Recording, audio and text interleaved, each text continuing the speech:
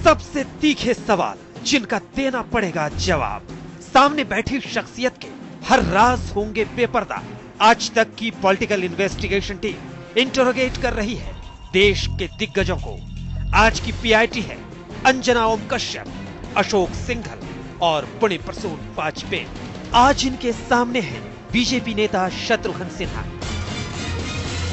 Shatrughan Sinha ji, silver screen से भारतीय राजनीति में कदम रखने के बाद इस दौर में पहली बार हम जिस चुनाव को देख रहे हैं, ऐसी स्क्रिप्ट आपने कभी देखी थी किसी फिल्म में?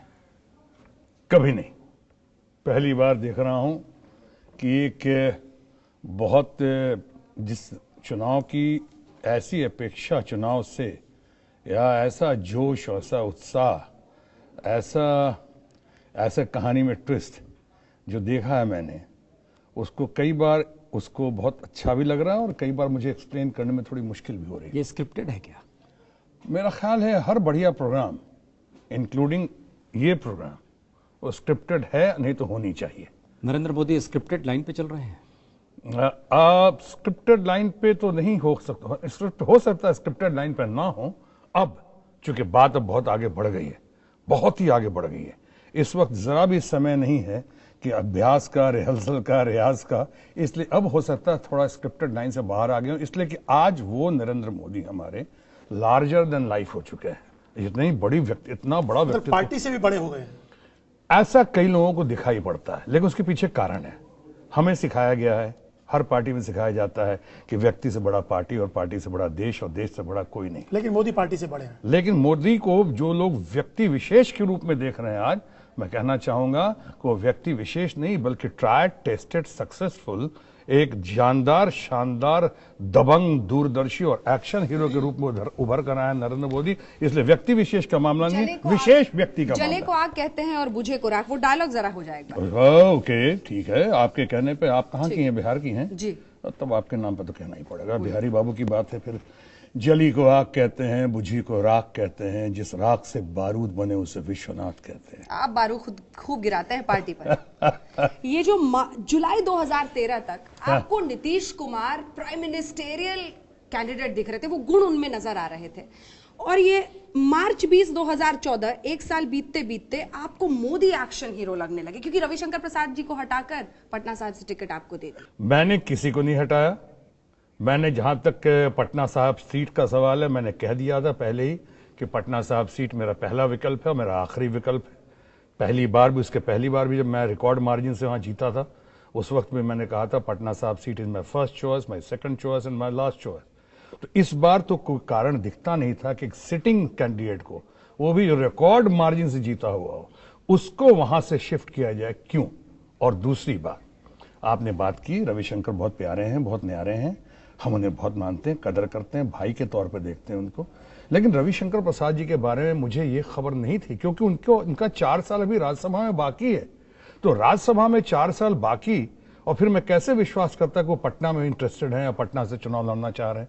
वो लड़ेंगे तो फिर 4 साल बाद। शत्रु जी, आपकी श्रद्धा क्यों बदलती है? कभी अडवाणी को आप कह रहे थे उनसे ज्यादा योग्य कोई नहीं हो सकता। मोदी के बारे में आपने कहा कि पॉपुलैरिटी कोई पैमाना नहीं होता। अमिताभ बच्चन, अगर पॉपुलैरिटी पैमाना होता तो वो राष्ट्रपति बन जाते अमिताभ बच्चन। तो आप हमेशा एक तो दबाव की राजनीति करते हैं पार्टी में, जब भी आपका टिकट कटने की बात आती है तब आप झंडा उठा लेते हैं। आप हमेशा कहते हैं अगर सच बोलना बगावत है तो हम भी बागी हैं। तो फिर क्यों आप टर्न लेते हैं, क्यों कॉम्प्रोमाइज करते हैं? धमकी भी देते हैं, गुड़की देते हैं, फिर कॉम्प्रोमाइज करके जब आपके काम बन जाते हैं फिर शामिल हो जाते हैं। देखिए, जहां आपने कहा कि मैं ऐसी बातें करता हूं, पहली बात तो ये परिवार की बात है, अपने भाजपा परिवार की बात है। मैं परिवार की बात परिवार के अंदर करता हूं। मेरा, आपने कहा, कभी ये कहता हूं, कभी डंके की चोट पर वो कहता हूं, कभी बहुत दबंगी के साथ फलाने तरीके से पेश करता हूं। तो ये तो मेरा अपना व्यक्तित्व है, मेरा अपना चरित्र है। आज तक जैसे कुछ यूएसपी कहें अगर कुछ लोगों की है, तो उसमें एक यूएसपी मेरा ये भी है कि आज तक किसी किस्म का कोई आरोप राजनीतिक जीवन में, व्यक्तिगत जीवन में, मेरे प्रोफेशनल कैरियर में। बागी क्यों होते हैं बार बार आप? इसलिए कि कभी कभी जब मैं कहता हूं कि अगर सच कहना बगावत है तो फिर समझो हम भी बागी हैं। अगर सच कहना बगावत है तो सच के साथ आज तक चला हूं, और मैं सिर्फ सच के साथ नहीं चला हूं, मैं पारदर्शिता के साथ भी चलता हूं। अभी अंजना जी ने मुझसे कहा थोड़ी देर पहले कि आपने कहा कि नीतीश कुमार के बारे में या किसी और के बारे में आपने कहा कि वो प्रधानमंत्री बनने के वो काबिल हैं। आपने अधूरी लाइन मेरे सामने पेश की। मैंने ये कहा था, दरअसल आप चाहें तो रिकॉर्ड पर देख लें, किसी ने मुझसे पूछा कि क्या वो प्रधानमंत्री बन सकते हैं नीतीश कुमार।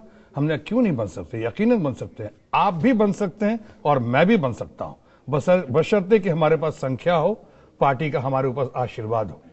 ये तो कोई भी बन सकता है, क्योंकि आप प्रधानमंत्री बनने के लिए कोई स्पेशल क्वालिफिकेशन नहीं चाहिए।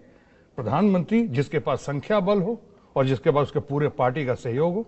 उसी तरह से जब मैंने अमिताभ बच्चन वाली बात की थी, जो इन्होंने कहा और इनके ही साक्षात्कार में, इनके ही इंटरव्यू में बात कही थी, हमने कहा सिर्फ लोकप्रियता ही पैमाना नहीं हो सकता। मैं आज भी कह रहा हूं, क्योंकि मेरे में वो दम है, वो व्यक्तिगत एक चरित्र है, एक सच्चाई है, पारदर्शिता है।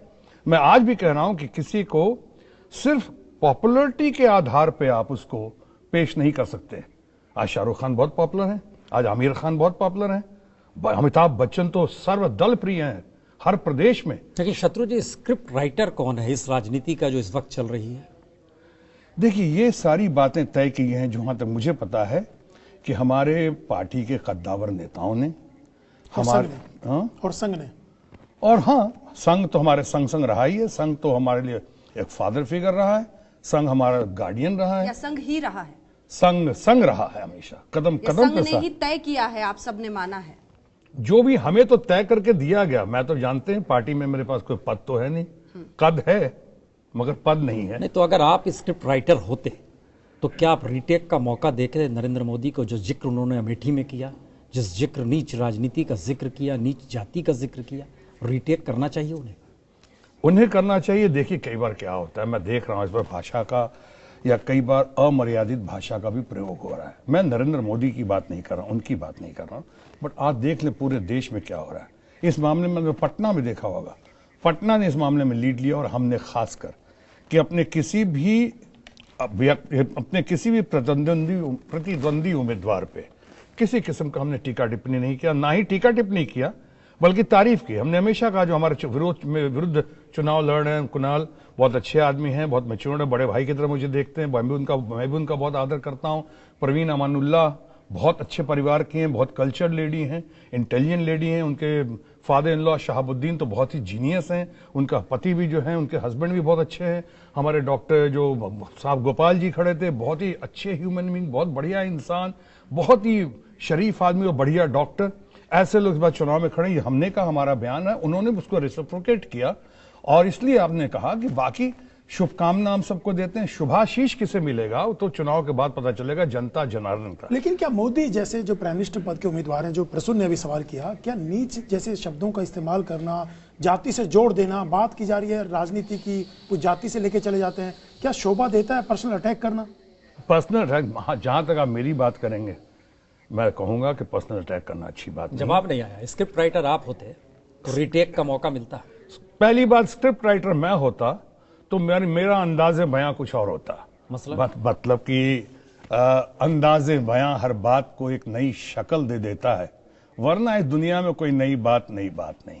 अंदाज़े बयां कुछ और होता। लेकिन ये अगर आपने कहा कि स्क्रिप्ट को लिखता कौन, स्क्रिप्ट को ऐसा मौका देते हैं, मैं कहता हूं कि मौका राजनीति में दोबारा मौका नहीं मिलता। एक बार निकल गया, बात जुबान से निकल गई तो बात निकलेगी तो फिर दूर तलक जाएगी, ऐसा ही होता है। देखिए, अद्भुत मौका है, आज आप हमारे सामने बैठे हैं। गुलजार की फिल्म थी मेरे अपने, शैनू, हमें याद है बिल्कुल उस दौर में युवाओं को लेकर वो फिल्म थी, जो भटक भी रहे थे राजनीति में। इस दौर में भारतीय राजनीति जहां पर खड़ी है और 18 से 28 बरस का जिक्र बार बार मंच से मोदी ही कर रहे हैं, ये भटकी हुई राजनीति है या युवाओं को, भटके हुए युवाओं को उस राजनीति में लाने की मशक्कत हो रही है जिसमें आपको भी लगता है ये स्क्रिप्ट ठीक नहीं है? नहीं, मुझे लगता है ये आज हम सब कॉम्पिटिटिव पॉलिटिक्स के शिकार हो रहे हैं। आज उन युवाओं को हमारी कोशिश तो है एक सही दिशा देने की, कोशिश है देश को प्रगतिशील करने की, तरक्कीशील करने की, गतिशील करने की। उस दौरान हम सही दशा और सही दिशा देने के चक्कर में हम कई बार थोड़ा अतिक्रमण कर जा रहे हैं। और मैं देख रहा हूं, हमारी अपनी बात नहीं है, हर पार्टी में देख रहा हूं आज लोग थोड़ा अतिक्रमण कर जा रहे हैं। मैं समझता हूं कि थोड़ा धैर्य, थोड़ी भाषा की मर्यादा और अपनी परिपक्वता के जरिए एकदम एक क्लैरिटी होनी चाहिए थॉट्स की। और मैं समझता हूँ इसको पब्लिक पकड़ती है। जैसे आपने अभी इतनी यहाँ बैठकर कितना पुराना लेकिन बहुत बढ़िया उदाहरण दिया आपने मेरे अपने फिल्म आज से करीब 30 साल पहले, 30 साल से भी ज्यादा हो चुके, लेकिन इमरजेंसी से पहले की ठीक फिल्म, इमरजेंसी के पहले की फिल्म थी वहाँ, और वो फिल्म बहुत अच्छी थी। जरा बोल देंगे उस डायलॉग को, हमारे वो हम लोग के दौर की फिल्में हैं। हाँ, थैंक यू। आए तो कह देना छेनू आया था, बहुत गर्मी है खून में तो बेशक आ जा मैदान में, लेकिन आइंदे अगर मेरे किसी भी लड़के को हाथ लगाया तो मोहल्ले का मोहल्ला उड़ा के रख दूंगा मैं। और वो शख्स आज आप ही के साथ खड़ा है। हंसना मना। हाँ। ये तो हो गई आदर्श की बात है। जरा जमीन पर पहुंचे, और जमीनी हकीकत ये है भारतीय जनता पार्टी की कि आपको आडवाणी कैंप का कहा जाता है। नरेंद्र मोदी को स्वीकारना पड़ा क्योंकि पार्टी से बड़े हो गए, और जो लाइन में नहीं फॉल करता वो दरकिनार। जसवंत सिंह आपकी चौकड़ी थी, आपकी यशवंत सिन्हा जी की, रामजेठ मलानी जी की, और जैसे जैसे जसवंत जी के साथ हुआ सबके सामने लापता के पोस्टर्स लगाए गए पटना की सड़कों पर। बोला गया यूथ कांग्रेस, आम लोग लगा रहे हैं। बाद में पता चला बीजेपी के ही आपके दुश्मन थे जिन्होंने लगा दिया। इसका सामना कैसे होगा? ना पहले इसको आपने विभाग अलग अलग कर दिया। मैं तीनों पहले का जवाब दीजिएगा। तीनों आडवाणी क्या, लापता के पोस्टर्स, और बीजेपी में जो जंग अंदरूनी। लापता की बात करता हूँ। लापता का ऐसा पोस्टर लगाना तो आज का स्टेटस सिंबल हो गया है।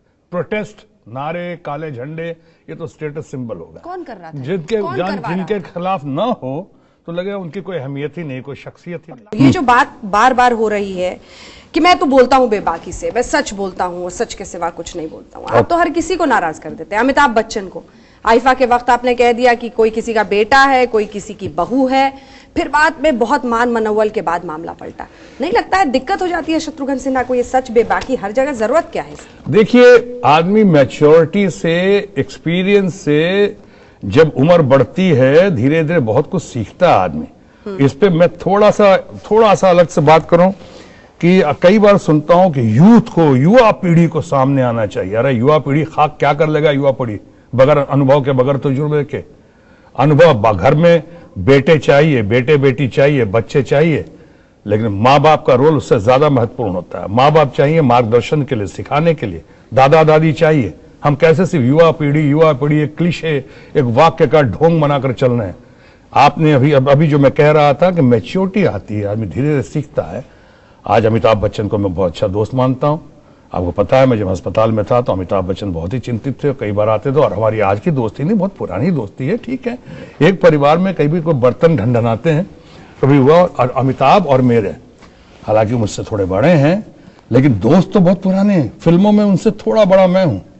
वो फिल्मों में मैं पहले आया, और अभी उनसे पहले स्टार भी बना मैं, बाद में वो सुपर स्टार बने, वो अलग इशू है। तो ये कितना सही है? वो मर्सिडीज से चलते थे, आप एक मर्सिडीज पीछे खाली लेके चलते मैं राह दिखाता था कि एक दिन ऐसा होगा कि हमेशा बैकअप के लिए तैयार है। लेकिन यहाँ मामला बन गया, क्या नरेंद्र मोदी से इसी तरह से बन पाएगा? सीमेंटिंग हो पाएगी? आपने कहा घी गिरेगी दाल में ही, दाल खौलती है ये वाली। लोग कहते हैं बड़े ही ऑटोक्रेटिक बिहेवियर रहता है। पहले तो मंत्रालय भी मिला था, कुछ बात हुई है, कुछ बाद में मामला बिगड़ ना जाए। देखो, हम सुनते तो हैं, आप लोग कहते हैं, मैं सुन लेता हूं, लेकिन मुझे जब मैं बीमार था तब भी नरेंद्र मोदी जी का बार बार फोन आता था। वहां पे चिंता काफी उनके लोग। अभी मेरे पिताजी का वहां वो पुण्यतिथि थी पटना में, अभी इस चुनाव की घड़ी में वो पटना बिहार आ रहे थे, उन्होंने फोन किया। हालांकि मैंने किसी नेता से अनुरोध नहीं किया, किसी स्टार से अनुरोध नहीं किया, यहां तक कि अपनी बेटी सोनाक्षी को भी अपने चुनाव में दूर रखा। हमने कहा किसी स्टार की आवश्यकता नहीं है, यहां मैं ही स्टार हूं और मेरे सुपर स्टार्स पटना के लोग हैं। राज्यसभा का टिकट नहीं मिल रहा था, तब आपने झंडा उठा लिया, अमर सिंह के घर चले गए, कभी लालू के साथ खड़े दिखाई देते हैं। ये क्या है? बड़ बोलापन है आपके अंदर, दबंगई है, पंगा लेने की आदत है, किसी को कुछ समझते ही नहीं आप अपने सामने। मैं समझता हूं एक अच्छा चरित्र है, और मैं जिस तरह से राजनीति में आया था, प्रसून जी को तो सुनकर बहुत बहुत आनंद आएगा, खासकर इनको, कि मैं आया था ये सोचकर और ये पढ़कर कि ये कहने से काम नहीं चलेगा कि राजनीति जो है बदमाशों का अखाड़ा है, राजनीति जो है गंदी है। मैं इसलिए आया था कि ये मंत्र पढ़ के कि if good people are not willing to enter into politics, they should be ready to be governed by the bad people. अच्छे लोग राजनीति में आने के लिए तैयार नहीं है, तो उन्हें तैयार रहना चाहिए बुरे लोगों के शासन में घुट घुट के जीने के लिए या घुट घुट के मरने के लिए। इसीलिए मैं जयप्रकाश नारायण से बहुत प्रभावित होकर आया, राजनीति में हेल्दी पॉलिटिक्स में आया। और जब हेल्दी पॉलिटिक्स में आया, नानाजी देशमुख का आशीर्वाद मिला मुझको, अटल जी का, आडवाणी जी का सानिध्य मिला और बहुत कुछ सीखने को मिला। अपनी कुछ गलतियां सुधारी, ऑपोजिशन में आया। आप गौर करेंगे बहुत कम लोग ऑपोजिशन में आते हैं, मेरे तरह ख्याति प्राप्त लोग बहुत कम लोग आते हैं। मैं ऑपोजिशन में आया, मुझे लगा राजनीति में जाने का और सीखने का सबसे बढ़िया तरीका जो है प्लेटफॉर्म ऑपोजिशन का होगा, जहां आप गलतियां करते हैं, गलतियां सुधारते हैं, लोगों के साथ चलते हैं, आगे बढ़ते हैं और लोगों को आगे बढ़ाते हैं। अब मैं उस पर आ रहा हूं। तो जब मैं हेल्दी पॉलिटिक्स में आया तो मैं अपने चरित्र का खास ख्याल रखते हुए कि देखो ऐसा कोई काम मत करना कि मुझको, मेरे परिवार को या मेरे पार्टी को मुझ पर शर्मिंदा होना पड़े या मैं उनको मौका दूं। मैं अपने व्यक्तिगत रिश्तों को चाहूंगा कि राजनीति के तराजू पर न तोला जाए। हम अगर लालू यादव हैं, चाहे नीतीश जी हैं, अगर उनकी तबीयत खराब थी उनको देखने गया, या लालू यादव अगर जब जेल में रिहा हुए तो मैं उनकी पत्नी को गया बहुत बहुत बधाई देने, मुबारकबाद। पार्टी लाइन से अलग स्वागत किया उन्होंने, आपने उनका कि जेल से जब पार्टी लाइन मैंने कहा वहां जाके कि मैं तो दोस्त के नाते आ रहा हूं, पारिवारिक मुसीबत में पारिवारिक दोस्त के नाते मैं सामने आ रहा हूं, मेरा कोई इसमें राजनीतिक लेन देन नहीं। आपकी मिठाई क्यों वापस करते अभी करता हूं, मिठाई से पहले आता हूं मैं। जैसे आपने कहा कि अमर सिंह जब दोस्त की तरह उनकी तबीयत ठीक थी, मिलने जाता था उनसे, बहुत अच्छे, हमारे नजरों में बहुत अच्छे आदमी। टाइमिंग टिकट का होता है, आपको बता दूं, आपके लिए जैसे मैंने शुरू में कहा, जो कहूंगा सच कहूंगा और सच के सिवा कुछ नहीं कहूंगा। अगर आपको याद हो तो मैं दूसरी बार राज्यसभा छोड़ दिया था। हमने कहा था मैं अमेरिका चला गया था, ये सब तरफ खबर आई थी। हमें जब कहा गया यहां से, जब आडवाणी जी का आदेश गया कि नहीं आप करो, हम कहा नहीं, राज्यसभा क्या करना है, बहुत हो गया ये सब। मैं इसके लिए कोई राजनीति में थोड़ी आया था। पहली बार आपने कहा कि दुनिया में स्टार प्रचारक की तरह काम करोगे, ज्यादा लोगों को जिताओगे, तो हो गया। उनका जब आदेश गया कि आप आ जाओ, आप राज्यसभा में जाओ दूसरी बार, तो मैं उनके आदेश को अध्यादेश माना। मिठाई की बात जो आप कर रहे हैं, मिठाई मैंने इसलिए नहीं कहा, वो कोई शिकायत नहीं थी, वो मेरा एक हर्ट था। मेरे स्वाभिमान को थोड़ी ठेस पहुंचेगी कि अभिषेक बच्चन तो मेरे सामने की पैदाइश है, बहुत अच्छा लड़का है। अभिषेक और अभिषेक की पत्नी ऐश्वर्या, मुझे लगता है मेड फॉर ईच अदर है, बहुत बढ़िया कपल दिखते मुझे। हमें अमिताभ और जया, जब शादी नहीं तो जया हमारे साथ हमको पापा बोलती थी, और अमिताभ सिर्फ मेरे साथ ही उनको भेजते थे, यानी अगर कहीं जाना हो तो ठीक है पापा साथ जा रहे हैं, साथ जा सकते हो, इतना। अमिताभ की पत्नी जया अब मुझसे बहुत ज्यादा मेरी पत्नी को मानती, अब मेरी कोई शिकायत होती है तो उनको करती हैं। मिठाई की बात ये हुई थी कि आप खुद बताएं कि आप जब परिवार के हैं, आप किसी को ना बुलाते, समझ में आती थी, अपने सिर्फ परिवार को बुलाते, उसमें आप सेलेक्टिव तौर पे कुछ लोगों को बुलाया और कुछ को नहीं बुलाया। उसमें शत्रुघ्न सिन्हा आपके पड़ोसी भी हैं, आपके इतने पुराने दोस्त हैं, आपने वहां नहीं बुलाया तो हमने कोई बात नहीं, ये आपकी अपनी मर्जी है, आपकी इच्छा। एक एम्बियंस इसमें निकल रहा है कि सिल्वर स्क्रीन का खलनायक नायक बनता है धीरे धीरे, लेकिन राजनीति में आते वक्त वो सोचता है मैं नायक बन के रहूंगा, लेकिन आपकी काबिलियत को देख के आपको लोग खलनायक करार देना चाहते हैं। एक मैसेज आ रहा है, कौन है वो लोग जो आपसे डरते हैं, नकारना चाहते हैं, हाशिए पर ढकेलते हैं? आपके ही शब्दों में, मेरे अपने। कौन है वो तो आपका काम है। मेरे अपने, आपने मेरे अपने फिल्म का जिक्र किया, वो मेरे अपने दिल के करीब के लोग हैं। दिल के करीब ना हो, लेकिन हाँ उनका दिमाग बहुत चलता रहता है, कुछ अपने हैं कुछ पराए हैं, लेकिन हैं सब अपने। क्यों डरते हैं आपसे? हमने कहा कि आपकी एक्सेप्टेबिलिटी में, आपकी रेस्पेक्टेबिलिटी में, आपकी ओरेटरी में, आपके बोलचाल या आपकी पकड़ पॉपुलरिटी में अब उनको अपनी इनसिक्योरिटी दिखाई पड़ रही है, और इसलिए वो नायक को खलनायक पेंट करना चाहते हैं, लेकिन ये हो नहीं पा रहा है, क्योंकि यही आपका तथाकथित उनकी नजरों का खलनायक, जो आपने जिसको नायक कहा, अभी जहां जा रहा हूं प्रभु की असीम अनुकंपा से हर बार की तरह उससे ज्यादा वो भीड़, वो लोगों का क्रेज, वो लोगों का प्यार, वो जो आप जो क्राउड पुलर कहते हैं, चाहे स्टार कैंपेनर, स्टार प्रचारक कहते हैं, मैं समझता हूं बेमिसाल है। आज भी कलकत्ता से और जहां से आ रहा हूं, और इतना, और जबकि लोग ट्रकों से नहीं बुलाए जाते, लोग जब ट्रेन से नहीं बुलाए जाते। लेकिन पार्टी में कोई पद नहीं दिया, कभी सीरियसली लिया नहीं, एक स्टार और अभिनेता की तरह आपको ट्रीट किया गया, कोई पद आपको दिया नहीं। अभिनेता की तरह ट्रीट करने का तो अभी मतलब नहीं ना। आपको बताऊं अशोक कि मैं तो सबसे पहला व्यक्ति हूं फिल्म उद्योग से, पूरे भारत के फिल्म उद्योग से पहला व्यक्ति हूं जो फुल फ्लेजेड कैबिनेट मिनिस्टर बना, minister of health and family welfare या फिर मिनिस्टर ऑफ शिपिंग। उसी तरह पूरे भारत के फिल्म उद्योग से, सिनेमा जगत से मैं पहला आदमी हूं जो अपनी सामाजिक जिम्मेदारी के तहत राजनीति में आया, और बाकी कहानी आपको पता है। पद तो आपको कभी दिया? पद नहीं दिया। मेरा आज एटीट्यूड जो है मैं इस थर्ड डिग्री में आप तमाम लोगों को कहना चाहूंगा कि मेरा अपना एटीट्यूड जो है आज पार्टी में वो है no demand, no command, no complaints and no expectations. क्यों ऐसा हो गया? नहीं हो गया, ठीक है, कोई बात नहीं। मैं जान रहा हूं, मैं देख रहा हूं। डर से मोदी तो मुझे उनकी माया से। मोदी तो मुझे बहुत प्यार करते हैं और मोदी का आज मैं बहुत समर्थन कर रहा हूं क्योंकि पार्टी का आदेश मेरे लिए अध्यादेश है। आपकी डायलॉग डिलीवरी जो थी वो अद्भुत थी, लेकिन अब जिस लिहाज से लगातार आप बात कर रहे हैं, हम देख रहे हैं कि आपकी डायलॉग डिलीवरी नरेंद्र मोदी ने छीन ली है। आजकल उनके हर भाषण में अद्भुत डायलॉग रहते हैं। हाँ, यहाँ हंस सकता हूँ थोड़ा। अच्छा है, बढ़िया है। मैं जैसे शुरू में मैंने कहा कि घी तो दाल में ही गिर रहा है। अगर आज उनकी डायलॉग डिलीवरी अद्भुत है, या कई बार दोनों में समानता भी देख रहे हैं लोग। यकीन ये जो जानदार शानदार जो मैं कह रहा हूँ, जो एक्शन हीरो में कह रहा हूँ, 3 चीजें मैंने उनके मामले में मेरा कंट्रीब्यूशन है जो आज पूरे देश ने पकड़ा है। एक नमो, ये नमो टाइटल है, आपको याद होगा पटना में मैंने कहा था कृष्ण मेमोरियल हॉल में, नमो कहा था नरेंद्र मोदी को, सुमो कहा था सुशील मोदी को, जो बिहार को। ये नमो मेरा वहां। दूसरा हमने इनको कहा प्रधानमंत्री पद की पहली घोषणा हमने की, जो बाद में फिर ये हुआ, लोगों ने जब चुप हो गया तो लोगों ने कंट्रोवर्सी समझा। और तीसरा जो एक्शन हीरो की आज जिस मुकाम पे जो आप बात कर, आज की राजनीति जिस मुकाम पे पहुंची है, या राजनीति में या इस चुनाव में जो लोगों का क्रेज जहां पहुंचा है, आज इतने तंग आ चुके हैं कि ये मामला इस सरकार का हो कि रेल गेट हो कि खेल गेट हो कि कोल गेट हो कि CWG हो कि 2G हो कि CG हो कि जीजाजी हो, ये सारे मामले इतने फैल चुके हैं कि अब लोग कहते हैं कि नहीं, अब जरूरत है एक्शन की। चाहे विदेश नीति का मामला हो, चाहे हमारे डेवलपमेंट का मामला हो, चाहे तो ये आपकी ट्रेनिंग है या उन्होंने खुद आत्मसात कर लिया? हम दोनों देखिए, अभी तो हमारे वो प्रधानमंत्री पद के उम्मीदवार और दावेदार हैं नरेंद्र मोदी, और हम सब उनका और पूरी पार्टी उनका जबरदस्त समर्थक हैं। लेकिन हमारी ये नहीं भूलना चाहिए कि हम लोग सहयोगी भी रहे, हम मित्र भी हैं, बहुत साल साथ काम किया है। वो मेरी भी बहुत कदर करते हैं, मेरी भी बहुत प्रशंसा करते हैं, जैसे मैं उनकी करता हूं वो भी करते हैं। डर नहीं लगता है देश डायलॉग से नहीं चलता है? देश डायलॉग से चले ना चले वो बात महत्वपूर्ण है, पहले देश आए, सत्ता आए आपके पास। देश ने तो सपना देख लिया। देश ने सपना था, एकदम ठीक कहा, मोदी ने दिखा दिया सपना। यस, मैं आपसे एकदम सहमत हूं। आज सपना देख लिया, अब इस सपने को अंजाम देना है।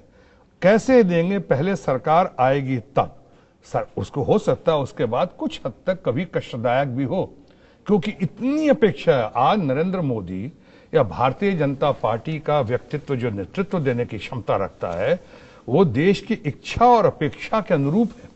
अपेक्षा इतनी बढ़ गई है कि जो बात हम शुरू में कह रहे थे, वहां पे हमें थोड़ा संभालना होगा, आगे बहुत मिलकर एकजुट होकर चलना होगा।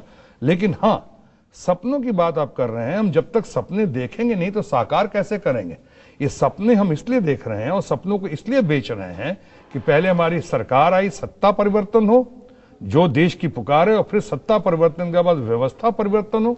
ऐसी सरकार हो जो सही मानों में देश की सरकार हो, देश की जनता की सरकार में आपके किस मंत्रालय पर नजर है? पहले हेल्थ मिनिस्टर, फिर शिपिंग, अब क्या मंत्री बनना चाहते हैं? अभी मैंने अंजना जी को थोड़ी देर पहले कहा कि आज मेरी पार्टी में जो आज मेरा रूप है, या आज मेरी जो सोच है, वो ये है, no demand, no command, no complaints, no expectations. ऐसे भी मंत्री पद तो कि प्रधानमंत्री का अपना विशेषाधिकार है, उनका अपना प्रेरोगेटिव है। अगर वो चाहेंगे, मुझे समझेंगे मैं किसी पद के काबिल हूं, और चाहे यहाँ वहां कहीं भी, या इस मंत्रालय के काबिल हूं, वो समझेंगे सर आंखों पे, नहीं समझेंगे कोई कंप्लेन नहीं, कोई शिकायत नहीं, मैं मांगूंगा नहीं।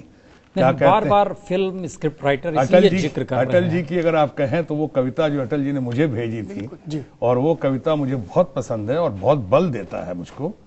वो पंक्ति खुद अटल जी ने अपने हाथ से लिख के भेजी थी, क्या जीत में क्या हार में किंचित नहीं भयभीत में, क्या जीत में क्या हार में किंचित नहीं भयभीत में, संघर्ष पथ पे जो मिला ये भी सही वो भी सही, वरदान मांगूंगा नहीं, यानी मांगूंगा नहीं। ये बात तब अच्छी लगती है, हमें लगता है दिनकर हमें याद आ रहे हैं कि क्षमा शोभती उस भुजंग को जिसके पास गरल हो, वो भी क्या जो दंतहीन विषरहित विनीत सरल हो। तो कम से कम मुझे दंतहीन तो नहीं कहेंगे।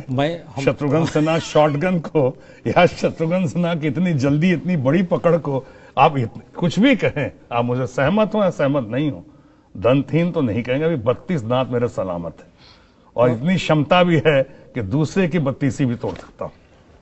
इसी डायलॉग पर कोई नजर आता है क्या?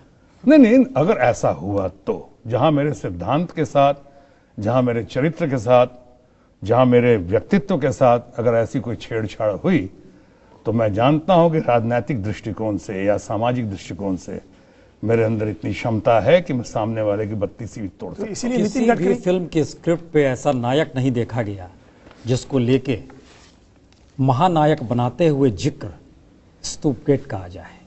पता चले जासूसी का मसला आ गया, स्टेट गवर्नमेंट लग गई। पता चला 3 विधानसभाओं में जिक्र नहीं हुआ पत्नी का, लेकिन लोकसभा में हो गया। हम बार बार कह रहे हैं ये कहां पर गड़बड़ी हुई है इस पूरे स्क्रिप्टेड पॉलिटिक्स में, अगर ये स्क्रिप्टेड है। मुझे जो लगता है ये स्क्रिप्ट ऑपोजिशन की है, ये स्क्रिप्ट हमारी नहीं है।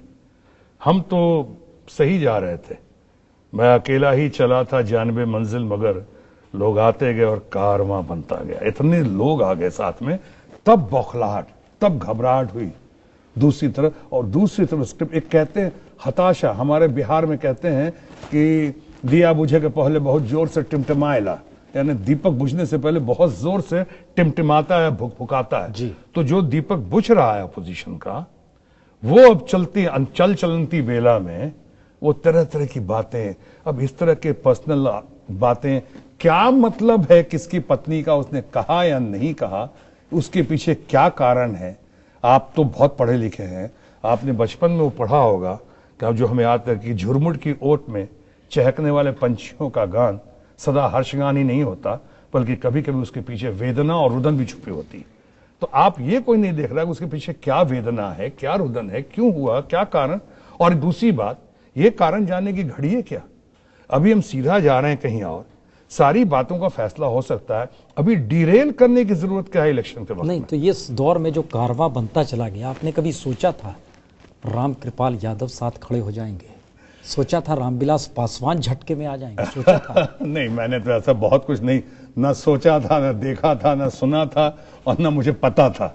लेकिन एक बात है कि जैसे मैं थोड़ी पहले कि लोगों में मैच्योरिटी आती है, उम्र का तकाजा होता है, आदमी सीखता है बहुत कि जीवन में ये सीखता है क्या क्या करना चाहिए, साथ ही साथ ये भी सीखता है कि क्या क्या नहीं करना चाहिए।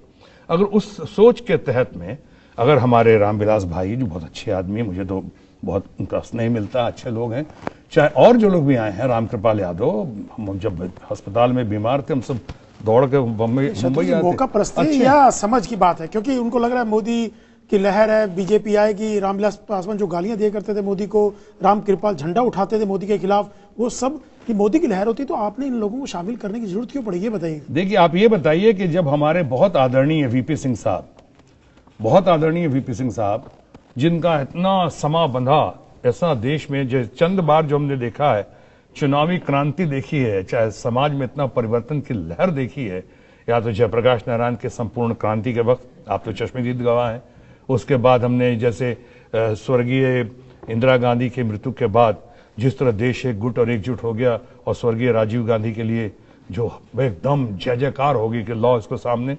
उसके बाद हमने देखा वीपी सिंह के वक्त में, वीपी सिंह के वक्त में क्या नहीं हुआ। लेकिन अब यहां पे रोकता हूं, वीपी सिंह के वक्त में, वीपी सिंह तो बहुत बड़े सहायक थे, सहयोगी थे, और बहुत बढ़िया कांग्रेसी थे। वो कांग्रेस में होने के बावजूद आखिर कुछ वजह हुई होगी, कुछ बात है कि हस्ती मिटती नहीं हमारी, सदियों रहा है दुश्मन दौरे ज़मा हमारा।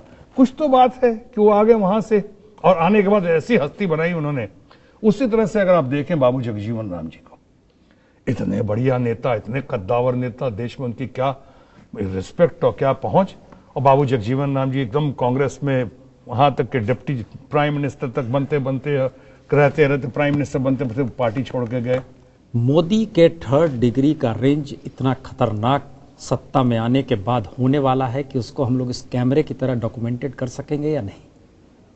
सब घबरा के इधर उधर है। और वो मेरा ख्याल है जिस तरह से मोदी जी का एक सपोर्ट और हाइप हुआ है, मीडिया से भी, कार्यकर्ताओं से भी, केंद्रीय नेताओं से भी, हम लोगों ने जो किया है जनहित और देश हित में किया है, वो अंतोगत्वा इसके बाद आप लोग उनको ग्लास हाउस में डालने वाले। एकदम जो कहते हैं ट्रांसपेरेंट, ट्रांसपेरेंसी होगी। और ट्रांसपेरेंसी की अपेक्षाओं पे खरा उतरना होगा, कसौटी पे कसे जाएंगे वो। और उसके बाद जब ग्लास हाउस में आ जाएंगे, कसौटी पे कसे जाएंगे, तो आप जानते हैं फिर क्या होगा। मैं समझता हूं जो होगा वो बेमिसाल होगा, अद्वितीय होगा, ऐसा होगा क्योंकि इतना ऊपर हम लोगों ने लाया उनको, सबने मिलके, और उनके अपने व्यक्तित्व ने भी जिस तरह से उन्होंने पेश किया। दो चार बात इधर उधर कुछ अपोजिशन कुछ रूलिंग के लोग करते हैं, उनको छोड़ दिया जाए तो अभी स्ट्रेट चल रहे हैं, बुल्स आई को हिट कर रहे हैं हम लोग। बुल्स आई को जो आदमी हिट करता है वो फिर एक तरह दुनिया का चहेता तो हो जाता है, लेकिन साथ साथ दुनिया की बड़ी पैनी नजरें अपने अंदाज में इसको सबब कर दीजिए शत्रु जी। लम्हे लम्हे के सियासत पर नजर रखते हैं, हमसे दीवाने भी दुनिया की खबर रखते हैं। इतने नादां भी नहीं हम कि भटक कर रह जाएं, कोई मंजिल ना सही राह गुजर रखते हैं। मार ही डाले जो बेमौत ये दुनिया वो है, हम जो जिंदा हैं तो जीने का हुनर रखते हैं। बहुत बहुत शुक्रिया, बहुत बहुत शुक्रिया शत्रु जी, बहुत थैंक यू। इस कदर हमसे तगाफुल भी न बरतो साहिब, इस कदर हमसे तगाफुल भी न बरतो साहिब, हम भी कुछ अपनी दुआओं में असर रखते हैं। आइए हम सब मिलकर दुआ करें कि देश को सही दिशा मिले, देश को नई दिशा मिले, देश का ये व्यक्तित्व आपकी कसौटी में खरा उतरे, नरेंद्र मोदी। और नरेंद्र मोदी पूरे भारतीय जनता पार्टी और एनडीए के साथ पूरे देश को आर्थिक उन्नति की ओर, प्रगति की ओर, विकास के एजेंडा के साथ लेकर पुनः गौरवान्वित करे, यही कामना, शुभकामना, मनोकामना और प्रार्थना है। धन्यवाद। चलिए, अगर वो 3rd डिग्री ना हो और ग्लास हाउस में आ गए तो बहुत बहुत शुक्रिया। थैंक यू, बहुत अच्छा लगा।